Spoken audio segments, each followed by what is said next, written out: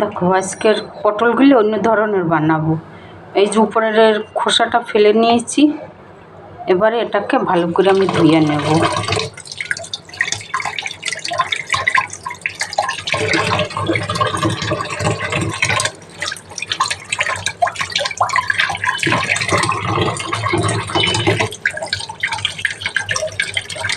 ভালো করে আমি চটকাই ধুয়ে নিচ্ছি।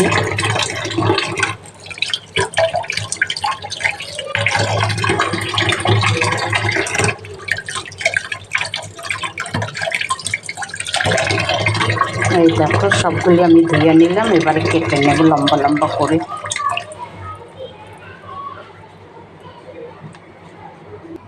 দেখো পটলটাকে এই লম্বা লম্বা করে কেটে নিয়েছি। কিছু লালও হয়ে গেছে ভিতর দিয়ে, এই দেখো হলুদ হলুদ। এই দেখো, তারপর এই দিকে তেল গরম হয়ে গেছে। সবাই জিরা দিয়ে করে, আজকের আমি কালো জিরা দিয়ে করব। এই দেখো তেল গরম হয়েছে, কালো জিরা ফোড়ন দিয়েছি। এবার এটাকে আমি দিয়ে নাড়াই করাই ঢেকে দেবো। আজকের একটু অন্য ধরনের করতে আছে। এই দেখো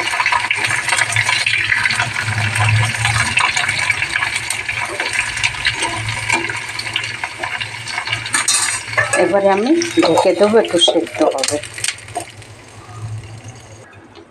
দেখো ভাজাটা কেমন হচ্ছে। এই দেখো ঢেকে দিলে হয় কি তাড়াতাড়ি ভাজা যায়, মানে সেদ্ধ হয়ে যায়। দেখো দেখো এবারে আমি একটুখানি ধনের গুঁড়ো দিলাম, হলুদ দিয়ে দিলাম, স্বাদ মতো নুন দিলাম, আর একটুখানি শুকনো লঙ্কার গুঁড়ো দিলাম। আজকের একটু এরকম ভাজতে আছি। দেখো তোমরা এরকম ভেজে খেয়ে দেখবে, ডালের সঙ্গে হোক এমনি হোক ভালো হয় খেতে। দেখো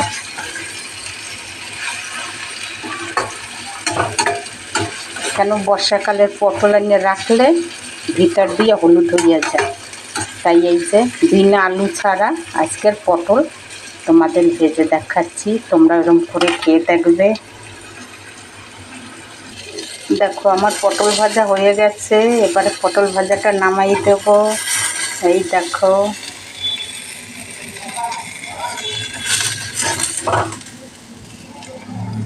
এই দেখো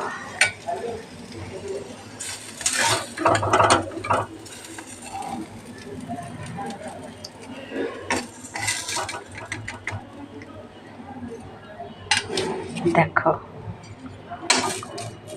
দেখো তোমরা এরকম ভেজে খেয়ে দেখবে একবার।